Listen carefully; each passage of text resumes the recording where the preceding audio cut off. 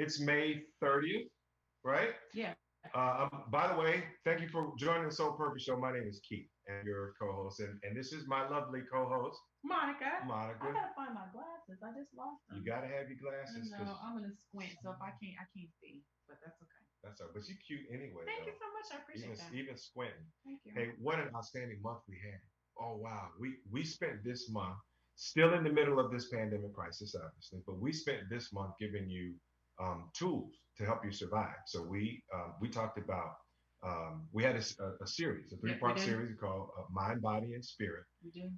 and we capped off the month last week with a really phenomenal show on relationships and specifically trust and infidelity and how those things apply to relationships, how they affect relationships. Yeah, our the three-part series we started with Marquita Wills and Deetra Martin, who's a family therapist. Then our next show was Dr. Faith Felder and Sean Hollis, and then our last show was Reverend Matthew Wesley Williams and Shayla Marie. And then we had two phenomenal couples, the Anibueles and the Brewingtons last week. So it's been a really, really big. It flew by. It's been a really busy month. It really did. And if any of you black folks do yoga, I learned a lot about a lot of things Yeah. over the course of the month, and we try to put as much information on our site as possible for future reference as well. So shout out to our guests. Thank you so much. And then we hit a minor milestone a couple of weeks or so ago. Our show on spiritual healing, which we just alluded to, has actually been viewed over 3,000 times. And so Yes, it has. and that was It huge, has. and that was It's huge for huge. us. So we're getting a lot of traction to what we're attempting to do. We still need to cross another very important milestone with respect to followers and engagement. So you got to like our show. So you got to like it, you got to follow it, and then you also have to give us comments because we're Right. not going to know what to talk about or what you agree or what you disagree with unless you actually comment. And folks, it's free. You don't have to pay anything. Yeah, just I Just hit mean, like. if you're watching right now on social media, go ahead and like the Soul Purpose Show when we wrap up here. Whether you tune in now or at Food for the Soul at 12:30, just make sure you like and then go to Instagram and follow us too. So Mhm. we're trying to continue to bring really good content, and we are posting throughout the not just on Saturdays, we're posting throughout the week anything that we feel is real good information. So Thank you, family.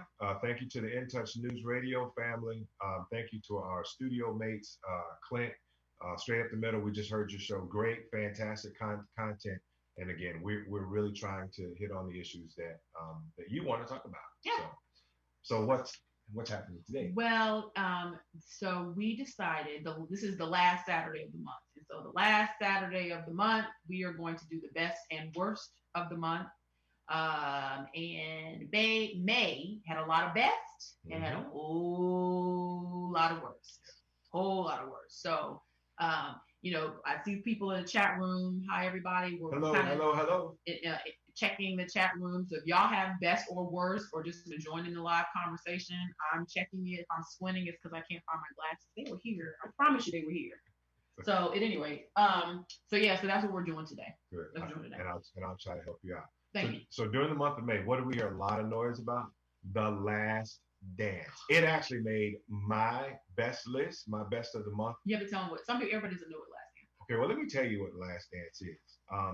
The Last Dance was an ESPN documentary series that they put together, kind of like a 30 for 30 format, chronicling the last season and really everything leading up to the last season that Michael Jordan played in the NBA. And then for those of you who have been living under a rock for the last 20 years, we won three straight championships and then semi-retired, came back and then won three more championships with the Bulls. And arguably one of the greatest teams ever assembled, NBA teams.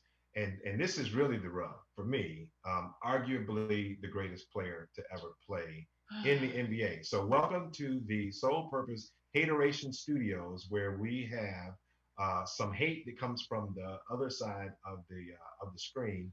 So full disclosure, I did not watch. That's not true. I was gonna say I didn't watch The Last Dance. I watched maybe the last episode, I think, because I was forced to because it was on television. And I may have watched one or two episodes. I'm not a Michael Jordan fan. Right. I'm just not a fan. I've never been a fan. That is taking nothing away from his talents. I think he's a phenomenal basketball player, but I no MJ fan. Not an MJ fan. And all the backlash that he got proved why I'm not an MJ fan. He is arrogant. Again, Yeah. he's a great player, so perhaps his arrogance is. I don't know. Maybe y'all like that. I don't know because he's a phenomenal basketball player. But the show, based on the feedback that I've seen, because I've only watched a couple of episodes, it confirmed why I don't Yes. why I'm not a fan. And it could also. So you're saying he's better than Kareem Abdul-Jabbar? I'm saying that he's probably the greatest player to ever play in the NBA. That's what I'm saying. Okay. Well, And I'm not suggesting. And look, stats are stats, and I know that stats say a whole lot. And I know that Kareem, you can't really argue Kareem's legacy because of his stats. I mean, his actual statistics in terms of what he contributed, what he was able to accomplish, are inarguable. What's the word? You can't argue them. You can't debate them. You can't. They're not debatable. Yeah. Right. So yeah, you can't debate the facts. But let me just. You say it confirms why people don't like him. Let me tell you what I thought it was one of the greatest sports shows I've ever seen, is because it did confirm why he is the greatest. It confirmed everything that you always kind of thought about him. You always thought Michael Jordan was kind of a jackass, right? You always thought he was not a nice guy. You always he was a bully. You always thought that he was a bully. You always thought that he was so sick with his competitive nature that was the thing that kind of made some people not really like him. Mm-hmm. And I don't think they tried to hide that at all during the series. And of course, he was a part of it. So he knew that this was the way he was going to be portrayed. And I think all it really did was confirm that there's really only a couple of other types of athletes that we've seen that are like Michael Jordan. One of them being the late, great Kobe Bryant, because what they emulate is that you can't be everybody's friend, including your own teammates' friend, if what you're attempting to be is the best of all times at the top of the game and win all of the time. He didn't win all the time. He lost first before he won. So he learned how to be a winner. And he learned that you could not be you can't compromise. You can't take any shortcuts whatsoever. You almost have to single-handedly. I think LeBron has learned some of that too. You gotta manage the management. You gotta manage the owners. And listen, I don't necessarily disagree that if you want to be the best, that you everybody's not going to be your friend, and you're going to make some enemies in that space. However, at the same time, the amount of petty, again, I have not watched the whole series. I have probably no desire to see the whole series. But Michael Jordan is petty. Okay. There was some article that came out about how this guy that he played basketball against in high school, either the guy beat him or something happened, and Jordan wasn't selected first or whatever the issue was, and he held onto that for like 30 years. Yes. And then when Michael Jordan went and was part owner of the Charlotte Bobcats, or what is that the name of the team? Charlotte Bobcats. This guy was working with the team and he got the guy fired. I mean, it's been 30 years. Let it go. He doesn't let things go. Right, which is a problem. He didn't let things go. And even this is just, again, shows just how competitive his nature was. Even when there was nothing to get him like motivated to perform at that level, he would actually create something. He would create an enemy. He would create a comment. I love the story about, and I can't remember the other player's name, that supposedly said to him on the court one time after like getting the best of him on the court, made some comment to him, and he said that that's what motivated him to perform better, like for that series and for that game. And that urban legend lasted for decades. Like he finally admitted the comment really never even happened. But he needed something. He needed something to back him into that corner, because he had that just that indomitable spirit that says I must win. So it sounds like I'm being very complimentary, like, oh yeah, I want to be like Mike, like that's how I want to be also. And that's not what I'm suggesting at all. I'm just saying I think that the documentary series confirmed what we all knew about him, And so for you to that he was petty and messy and not a nice person. And whatever it took to win, whatever it took to be the greatest, whatever it took to minus cheating, that is. But whatever it took to be the greatest, he was willing to do that. And I think it basically just confirmed why, still to this day, I don't care who the player is. I love the young players. I love the new guys coming in the league. I love the guys that have played since him. I don't care who it is. As soon as they get drafted, it's this guy's going to be the next Michael Jordan. And guess what? We have not had another Michael Jordan, and we won't. Well, people in the chat room. Jill agrees with you that MJ is the GOAT, and so I don't. There are people who agree with your position. Yeah, there's millions of people. There are. I mean, that's fine. I'm consistent with. You call it hateration or whatever you want to call it. I'm consistent with it. My family will tell you I've never been an MJ fan. I think he's a phenomenal player. But him and Charles Barkley were best friends. They don't even talk anymore because it's something that Charles said that Mike didn't agree with. He just anyway. All right, well, that's your best. That is nowhere. That's nowhere near on my list. It's not on my worst list. It's not even on my best list. It's not even on my best. Okay, so let's see what else we got. What's your best? Well, I have. So since we're talking about shows, there's a TV show called Blood and Water. Right. So Alicia and our oldest daughter and I watched it a couple days ago. So it's on Netflix. It's called Blood and Water. It's a South African TV show, straight to Netflix. So it's based in South Africa. It is with South African actors. It is a phenomenal show. So it is on my best list because it was only 6 episodes. There is no season 2 yet. I don't want to give any of it away if you haven't seen it. But I was at the end of the last episode, both Alicia and I were like, oh, that's it. There's no more episodes. But it's really, really, really good. So it's South African. It's called Blood and Water. It's on Netflix. So that made my best list. And it's a diverse cast. And I've since we have been quarantined or quasi quarantined or whatever the case may be, we've done a lot of TV watching, and we've discovered there are a lot of shows out there that feature diverse audiences. In many different lights. I mean, we're the good guys, we're the bad guys, we're the heroes, we're the villains. I mean, so I think that this has been an opportunity. One of the positive things that has come from this is giving people an opportunity to see some shows out there that they may not have seen before. So, so I would tend to agree with you. I didn't watch all of it, but from what I could see, it was good. And I caught I think the middle of episode 1, and it just kind of got sucked in. Yeah. But it's probably more for millennials.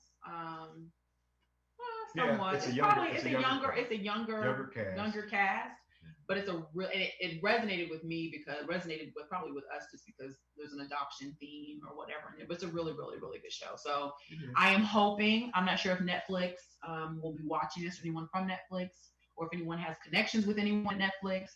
But if you could encourage people, the folks who direct, produce, create Blood and Water, to hurry up and do season 2. I have questions. Okay. We have questions. Duly noted. All right. So HBCU graduation celebration. One of the best things that happened this month. Absolutely. So first of all, shout out, kudos to whoever produced it, whoever's idea it was. I think it was Chase. Yeah, whoever it was. Yeah, I think Chase was the primary sponsor. Everything I've heard about Chase, we don't usually do a lot of shout outs on this show. I have friends, not for free. If you want to sponsor the show, shout out, then availability. Okay. But Chase, and I have friends who work for Chase. I've heard very, very positive things about the strides that Chase is making with respect to pushing the diversity conversation. You have a sister as CEO, so they really have done an outstanding job of continuing to push the conversation. And whoever came up with the concept of let's have a special celebration just for the kids who are graduating from HBCUs, to validate those of us who have an HBCU education, to validate, you know what, you matter. Even in this time, even in this crisis, you still matter. We still love you as a country, as a community, and the individuals that they got to both to host and to participate and give recognition, including our guest, Dr. Williams, he is the interim president of the Interdenominational Theological Center in Atlanta, and so he couldn't join us in our after show because he was actually on the HBC virtual graduation. And one of my classmates from law school is the president of Wiley College, and so he was on there as well. So it warmed my heart as an HBCU graduate, a proud HBCU graduate, to kind of piggyback off of what you said, to acknowledge, to uplift, to encourage these young people who didn't get to have a real graduation because of the pandemic. But it was such a phenomenal opportunity and space. And then President Obama kind of gave the keynote speech at the end. It was awesome. It was phenomenal. It was. Now someone didn't tell him he's supposed to say North Carolina. I think it was North Carolina A&T that he mispronounced. He said NCANT or something like that. I was like, somebody could tell him it's North Carolina A&T, but okay. But anyway, but it was it was really, really good. And then they highlighted, for those who didn't have an opportunity to see it, they highlighted some superstar graduates from some of these HBCUs. So it was good. It was good. In June, we're doing a whole month on education, and we're going to be talking about HBCUs and their importance in June. So yeah. What you got? So let's see, what else do we have? Okay, the versus battle versus Jill Scott and Erykah Badu. So that was the beginning of the month, right? So going into the, if y'all seen versus, usually you try to pick a side, and as the folks are, I think the one bad one we had, and we talked about that one at nauseam, was Teddy. That's not true. Teddy Riley and Babyface were, the first go round was bad, and the second go round kind of got bad. It was kind of better, and then it got bad. But the Jill Scott and Erykah Badu made my best list, primarily because they're at the beginning, when you kind of go into the verses, you kind of put out there who you got, and I had Jill Scott because I love Jill Scott. No shade to Erykah Badu because I like her too. But what was so wonderful about the verses is how they encouraged and uplifted each other, and they were just Black girl magic, queendom in its finest. The vibe was real chill. We were sitting out in our driveway, just kind of grooving and socially distancing with other people, but just vibing. And it was a really, really good display of what Black women know. We've talked about this before, about how when you look at the television and when you think about the relationships between Black women, how the media will portray us as always having some type of discord between us and always fighting, primarily just because of reality TV. But this particular space and the verses between Erykah Badu and Jill Scott just showcase Black womanhood and sisterhood in the way that we know that it is. There's not a whole lot of competition. They were vibing with each other. They started with a song that Jill Scott wrote, and then Erykah produced first, and then Jill Scott did the live version, and that's how they kind of started the verses, and the vibe was just phenomenal. So that was the beginning, and at the end, another verses that was phenomenal. I know I'm doing two back to back. The other verses that was phenomenal, which was towards the end of May, was B-Man and Lord Bounty. Thank you, Bounty Hunter. Woo! Listen, that was Memorial Day weekend. Beanie Man, listen, it was phenomenal, and it was better because they were both in this. They were not socially distancing. No, and they was probably smoking a lot of weed at the same time. I'm sure they were down. Yeah, because it looked like they were down. It was in Jamaica. Yeah, they were together. I happened to now the last one didn't make my best of list, but I did see it, and I happen to agree with you. I think that the whole versus thing, which I'm not a big fan of, by the way, but they really did it right. The Erykah Badu and Jill Scott versus was really done well. Yeah. It sounded like their compliments, their admiration for one another's work as artists was really, really genuine. And so I have to agree with you. So that was one that I guess we don't really disagree. Well, and then Bounty Hunter and Beanie Man was the same thing. They were complimenting each other. Yes. It wasn't they were kind of vibing, we're family. Yeah. It was real. It was all love between them. It probably was the weed as well, but I think they had a general admiration for each other. But it was really, really good. Probably, I'd say out of all the verses, those two were the best thus far. And he's, he said he's not a big fan, but I think those two are really good. I agree. I'm not a big fan of the genre. I'm an audio snob. I'm a video snob, so I'm not a big fan of it. So I want to shout out a couple of people, but I'm going to start with. This is another of your best. This is another one of my best. Okay.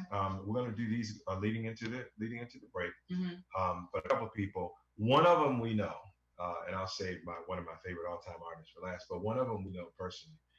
Shout out to Titus O'Neil. For those of you who don't know, WWE superstar Titus O'Neil. I call him Thaddeus because that's what his mama called him. Right. Well, then there's that. And yes, we do, and we know the brother personally. But for those of you who have not heard, two things. One, he does phenomenal things in our community. He does phenomenal things in any community that he's in.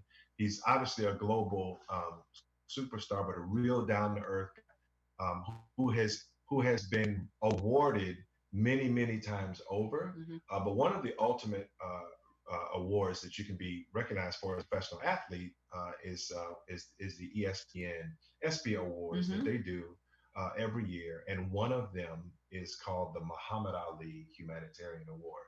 And guys, I don't know what a higher honor can be than to be compared with one of the all-time humanitarians who's ever walked this earth, Muhammad Ali, and he is a finalist. He hasn't won the award yet. So don't be saying, I heard on the Soul Purpose show that Titus won. So he is a finalist for that award, and so we'll find out, I think, within the next few weeks. Yeah. Because they're going to actually broadcast it here, I think, in June or July. So we'll find out if he wins or not. But it certainly made my best list to find out. It's on mine too. That he was a finalist for the award. So we appreciate you, Titus, for everything that you've done, or Thaddeus. It's hard calling him Titus. I don't call him Titus. Right, because his mom called him his dad, and we know his mom. I have known TB for 20 years. I probably won't call him Titus O'Neil unless he makes me call him Titus O'Neil. I call him Daddy's Michael Bullard because that is his name. So, but anyway, that's definitely on my best list. Some of my best list. Let's see. So I have a couple of others because we got some time. So this is about, everybody on social media, and probably all over the world, about the situation that's going on in Minneapolis, and we're going to talk about that a little bit later. But in the midst of that, this made my best list. There's a church over in St. Petersburg called Allendale United Methodist Church. And if any of you all are familiar with the NAACP, back in the day, when anyone was lynched, a flag would fly from the NAACP building, or buildings in general, and it says a man was lynched today. And so this church, who is led by a white pastor. I don't remember his name, but the name of the church is Allendale United Methodist Church over in St. Petersburg. And he thought it not robbery, and I appreciate this, that on his marquee in front of his church, he was very clear about what happened to Mr. Floyd. And the marquee in front of his church says George Floyd was lynched today. And so that made my best list. And we can talk about this more either in our after show or in the second half of the show. But for me, that's a definition of allyship. When you make a thing, say a thing is a thing, make it plain, say what it is, don't try to sugarcoat it. What happened was a lynching. Back in the day, lynching, people's bodies hung, black men and black women, and children for that matter. Their bodies hung from trees, and now the strange fruit is on pavement. And so, that made my best list, just because it was, to me, a beautiful example of someone who's an ally, using their platform and using their voice to speak truth in this space. And so I was appreciative of that. So shout out to the pastor. For sure. Of Allendale United Methodist. We'd love to have you on the show at some point. If anyone knows him or anyone knows his church members, by all means, reach out to him. And speaking of allyship, or speaking of someone who speaks truth to issues, one of my all-time favorite people, who happens to also be one of my all-time favorite artists, turned 70 years old this month. and it just warms my heart to know that this brother is still with us. He's young. I mean, he's been making music.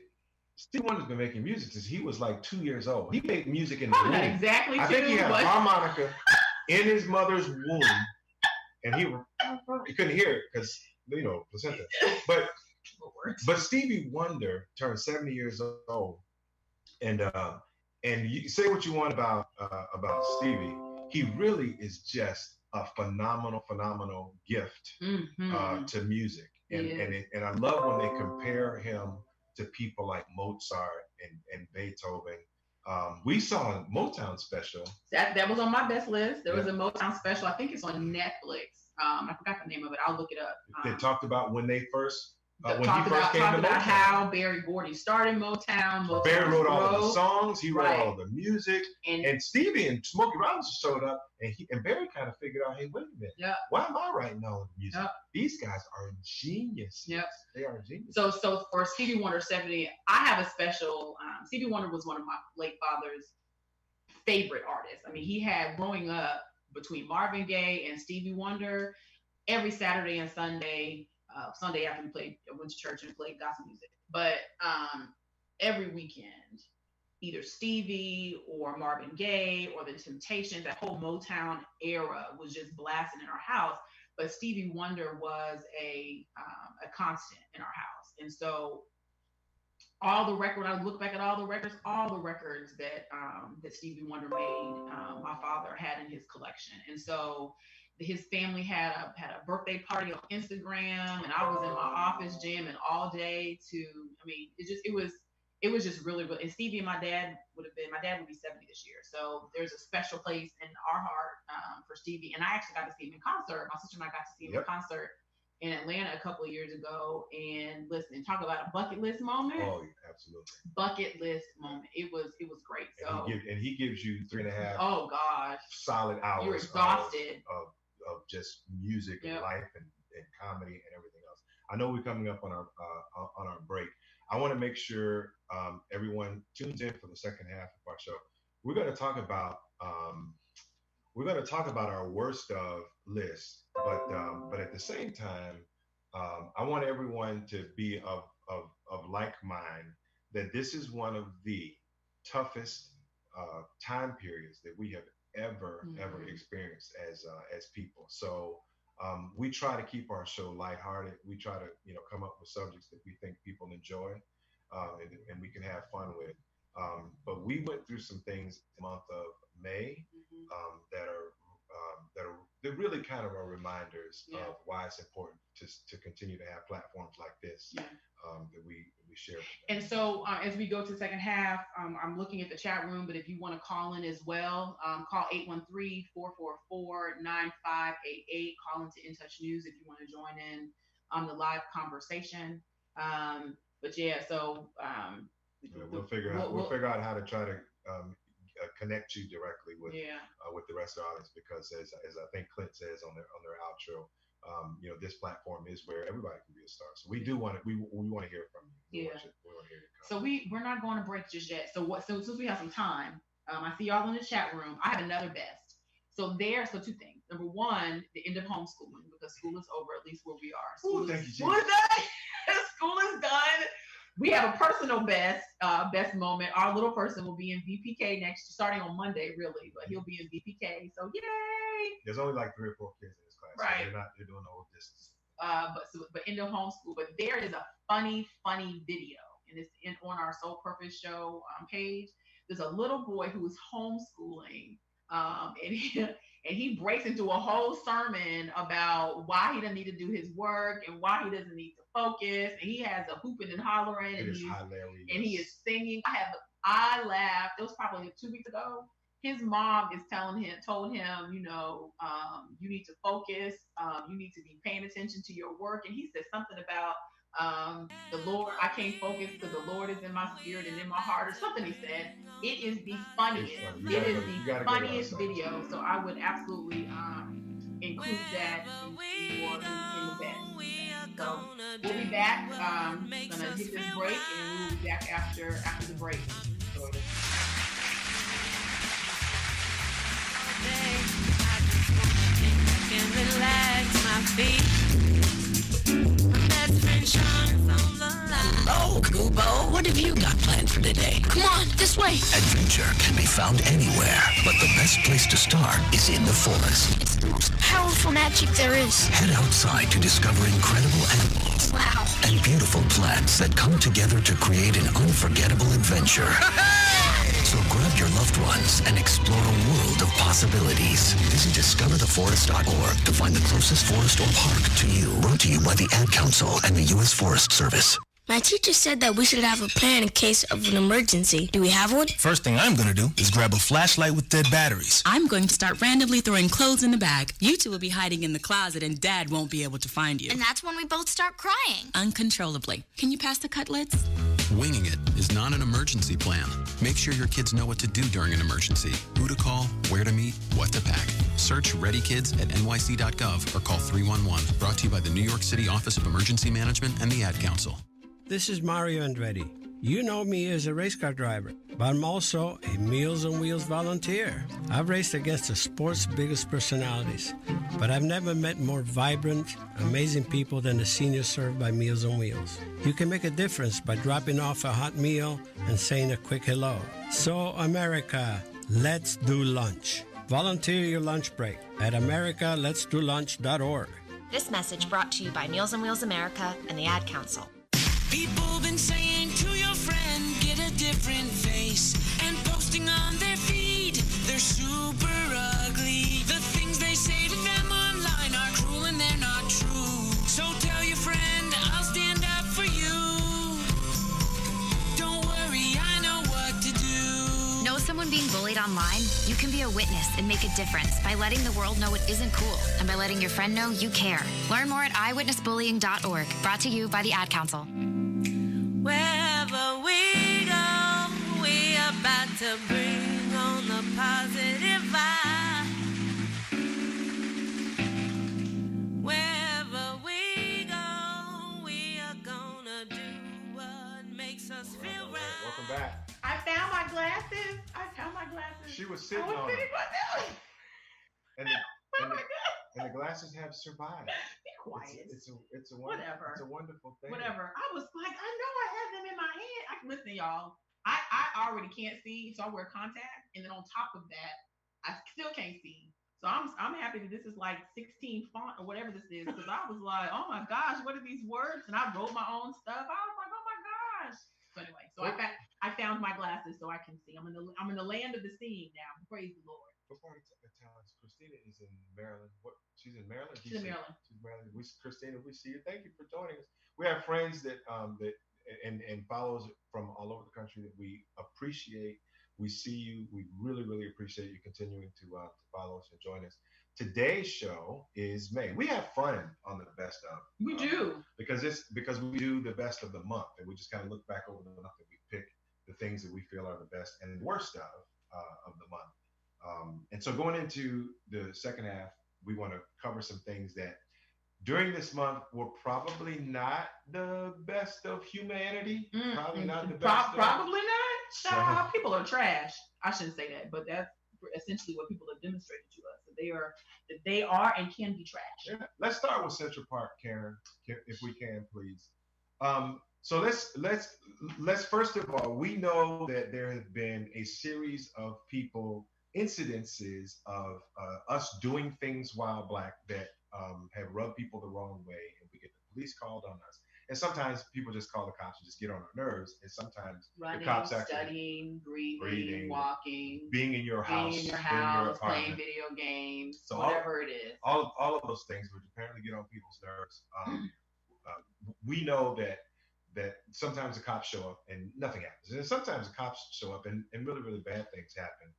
People die. And people die. And I don't usually comment a lot on these types of subjects. I think in this particular instance, here's what really showed the worst of people is you actually got an opportunity because it was being filmed. And I know that there was a before, and I know that there was other people who say, well, he started it. Whatever. Well, no, I don't think anybody's saying, well. Yes. There are people who say that he could have done some things to avoid the confrontation. Hold on, wait a minute. Okay, go ahead. Well, here's what we see. What we saw was her actually calling 911. And she was talking, like I'm talking to you now, which is kind of spirited and whatever. And then all of a sudden she went into this frantic, like, oh my God, I'm being attacked by this African-American man. That had nothing to do with kind of what was really kind of the flow of the phone call. So it really gave you the impression that he was approaching her, like getting ready to do something. Let's back up for a second so we can, I can correct you. So first of all, he was in Central Park, watching birds. He's a bird watcher. Yes. So, whatever.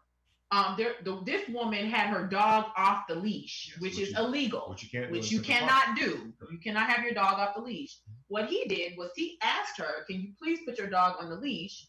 Whatever happened between there when he pulled out his camera is irrelevant to me, because what she said before she called the cops was, I'm going to call the cops and tell them there's an African-American man harassing me and my dog. So she weaponized, she knew. That's why I said, now whether or not the elements are met, my initial reaction was that she should be charged with attempted murder. Her being fired is irrelevant to me. Her losing her dog or having to self-surrender her dog, which she almost killed, is irrelevant to me. At the end of the day, she should be charged with attempted murder. This is a stretch, but this is my belief. Because what she did was she intentionally picked up the phone, made a false police report, calling the cops, using this man's black skin as and weaponizing his skin and the police department, because she knew full well that if I call the cops, there's a good chance that they're going to come. And when they come, all I have to do is cry and show that I'm a victim and feel, be all exasperated and emotional, and then approach this brother. And if the brother is a big guy and he gets defensive and is trying to explain himself, it could have resulted in him being killed. Could have resulted in him being killed. It probably, one way or the other, was going to result in him being wrestled to the ground, harshly, hurt, bruised, whatever the case may be, even if he's not killed. But when the cops show up on the scene in a situation where someone has already alleged that they're being physically attacked, then the cops, I think their first order of business is, based on the report that they get, is to say, hey, look, we have somebody who's dangerous that we're going to need to physically detain. So yeah, I can't think of a lot worse things, given the history of race relations in this country, going back to Emmett Till and even before, using the whole, what did he do wrong? Well, he attacked a white person, or he whistled at a white woman, or he did just the ugly. Or he's just there. And so my position was, he's in the wrong neighborhood. What my position was that what this white woman did was she challenged this man, because in her mind, he didn't have the right in his black self to question her and what she was doing, despite the fact that she was committing a crime. She was the one that was in the wrong. She was the one that was committing the crime. He was simply in Central Park watching birds. And what she did is she did what most of the folks that we label as Karens do, which is insert your nose in somebody else's business, or just attempt to weaponize his black body for your purposes. So you're going to cry tears, and knowing full well that when the cops come, there's going to be a response. And they probably, even though they're supposed to try to get both sides, they're probably going to see him as being the person that was the aggressor, despite the fact that it was you. She was the one that was in the wrong the entire time. So the part that bothers me, though, is that the brother, his name was Christopher Cooper, I think, said that he didn't want her to be receiving all of the pushback that she was receiving as a result of her actions, which frustrated and irritated me, because I think a part of what we deal with internally is anytime we are wronged, when people are getting, she got the smoke, as they say, that she deserved with respect to that. But anytime that happens, we somehow feel this desire to apologize and soften the blow for her. She wasn't trying to soften the blow for you when she picked up the phone and she called the police, which is why I posted this article. And I debated whether or not to post it, but there was an article that a blog post that someone wrote like 2 years ago. And the article is entitled "The Most Dangerous Person in America is a White Woman." And she that's harsh. Well, harsh it may be, but the harsh by certain individuals. That's fine. We are doing this show because we have different views. We do it. We have different. I did not write that, but I understand and I appreciate the sentiments within that article. She talked about Emmett Till. Emmett Till was killed because of a white woman saying that he whistled at her. Turns out 50 years later that she lied, right? There was a whole, even in Florida, the Groveland boys, I think that's right, where this white woman alleged that these 4 young men raped her, which was not true. And some of them served time, 3 of them died as a result of her false accusation. So I didn't write the article. I shared the article because fundamentally what was contained in that article is absolutely accurate. There have been folks hanging from trees based on people's belief about what a white woman has or has not said. Now that's not all, obviously, but in these select situations, that's accurate. There's nothing inaccurate about that comment. And I don't think it's harsh. I think it's truthful. Okay, so what are we doing next? What's next? You're worse. Because I could do that one all day.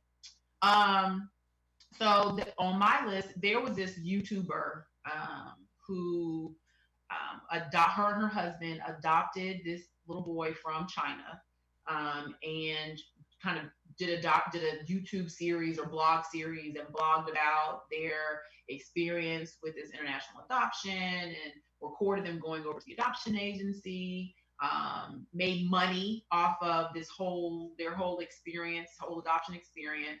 Apparently the little boy, it was on the autism spectrum, and I don't think he was verbal. So her and her husband brought him back over here, continued to make money, did the blogs, videos she was a huge YouTube blogger, had a huge following, made lots of money.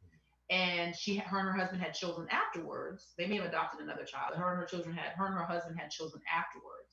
And she blogged about how difficult it was and challenging it was for her and her husband to raise their son, who was autistic and was not verbal, and they worked with a therapist, etc.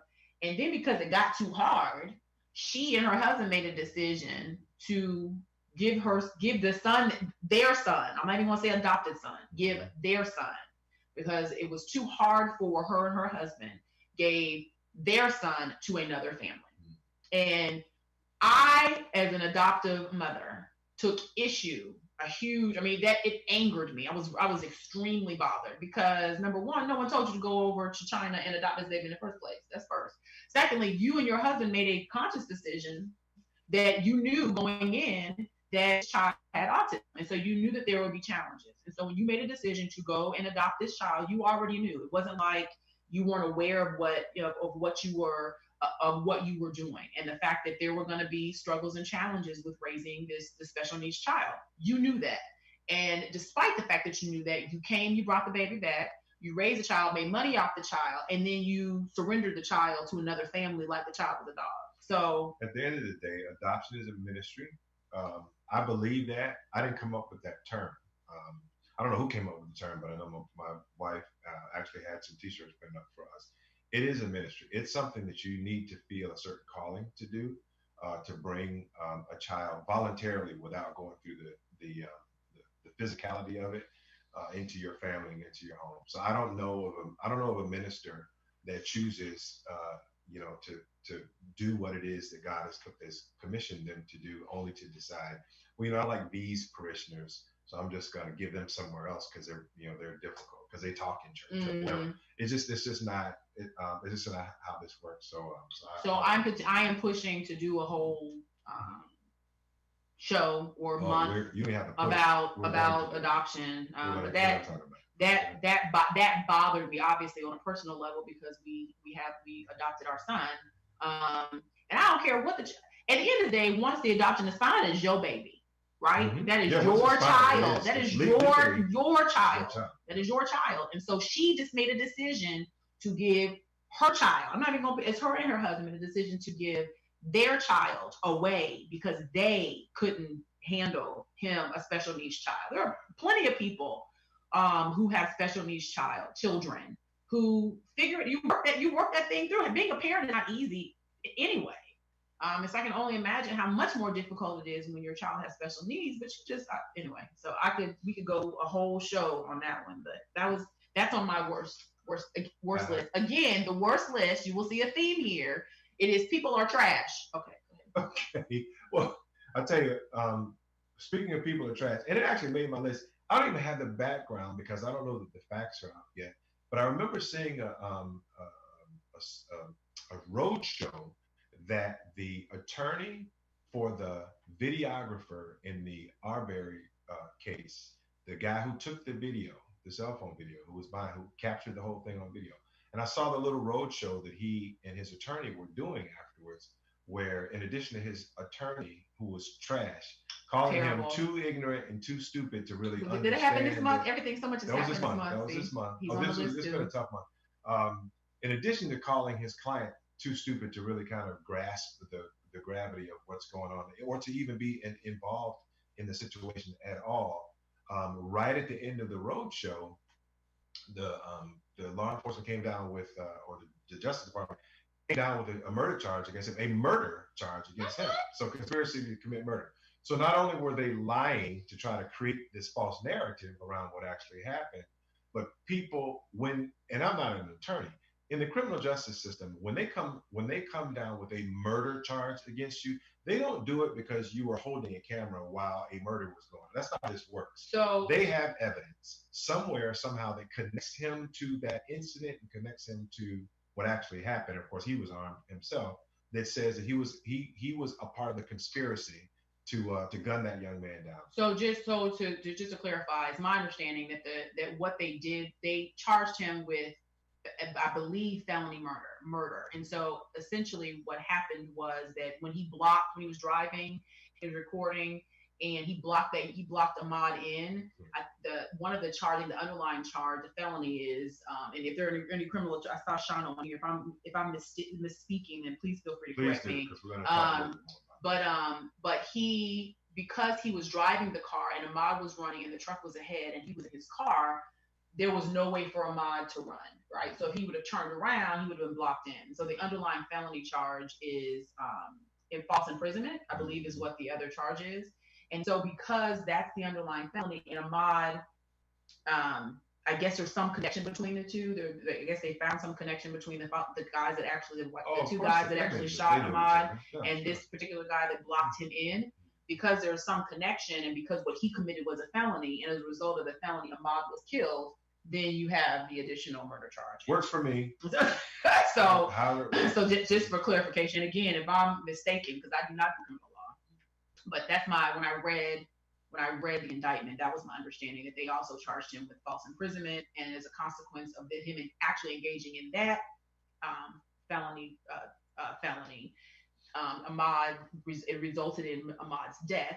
He didn't stop the people when he blocked him in. No, didn't hear him on the video going, "Hey, you guys, stop that!" Like he doesn't have a gun or whatever. Like you didn't hear that. You just anyway. Yeah, that was all. Let's see, what else do I have? I have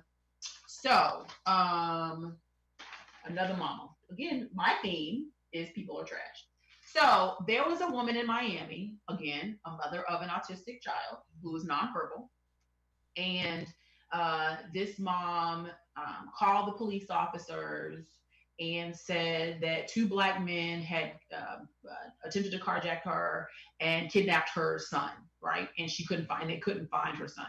And so the Miami Police Department, I may not have been in Miami, but it was in South Florida, did this whole manhunt to try to figure out kind of where the child was. And then finally, I don't think it took that long. They got some video footage of her and previously the same night, taking her son, who was again nonverbal autistic, taking her son to a pond and attempting to drown him. Wow. Somebody was passing by, actually stopped her from doing it, right? Found the baby, was able to save him. And because the little boy was nonverbal, broke my heart, because the little boy was nonverbal, he wasn't able to communicate to this person who saved him the first time that it was his mom attempting to try to drown him, right? And so the mom then takes the son, goes somewhere else, same evening, and then kills her son. and there's some video footage of her going to a parking lot. I'm not sure what, a parking lot in some shopping center, and sitting there for 35 minutes or 30 or so minutes before she calls the cops. And when she calls the cops, she does what Susan Smith did in South Carolina and said years ago, and said 2 black men tried to carjack me and kidnap my son. And then when they pulled her in and kind of kept asking questions, her story unraveled, and then she said he's in a better place, et cetera, et cetera, et cetera. So she pled guilty. So now she's being charged with her son's murder, first degree. And I think one of the questions that's popped up from LaQuinta is what like her punishment. There are those who are saying her punishment is too severe. So and what are our thoughts on the actual punishment? Punishment of the woman? Yeah, I don't think so at all. No. I think LaQuinta was talking about the punishment for Amy Cooper for the dog walker. The lady, not dog walker, the girl that was walking her dog. The her punishment is she lost her. First of all, she lost her job. She worked for Franklin Templeton, and which were investment advisors, I believe, and they fired her. And they fired her because they don't advocate the racism that she demonstrated. They don't want to be aligned with that. So that's the first thing. She also lost her dog because apparently in her haste to try to protect the dog from this, she choked the dog out. She was choking the dog and snatching the dog around, and which she wouldn't have had to do had she had the dog on a leash in the first place. So they wound up taking. So she surrendered the dog back to the authorities. And of course, all of the other smoke that comes along with it, which is social media, and you got to probably move from your apartment that you live in because people figure out who you are and your name, and they come to your house and all that shit. So, and unfortunately, that's the price you pay for having really, really bad judgment. So, LaQuinta, my answer to your question is my thoughts. She's trash. She deserves everything she got, and she should be arrested and in jail. Well, that's me. Well, then there's that. I know we're going to talk about I Still Can't Breathe. But on the worst, I just wanted to do a quick shout out. I know we've been talking about the crisis, pandemic, etc., and people who are stupid. The Ozark pool party made my worst of the month list, and I'm not going to talk a lot about it because I'm sure that you've seen the videos. In the Ozark Mountains, which I believe Arkansas, Missouri, there was a big, huge pool party, and people were partying. And not that it hasn't happened in other areas, in other places. But what we have learned since then is the obvious, which is someone who attended that party has now tested positive for the coronavirus. Oh, I didn't know that, really? Yep, hot off the press. And so all those people that were swimming in that water, if y'all watching this, you is sick. Possibly. Ain't no possibly you are sick. Possibly. They were up on. I'm sorry. They were up all on each other like this. If one person had it, one person has tested positive. That means that there's probably sick. Other exposure. Everybody is sick. Everybody is sick. Everyone. Possibly. The whole pond, the whole lake. Everybody is sick. What else did you have? Because it doesn't transmit by water.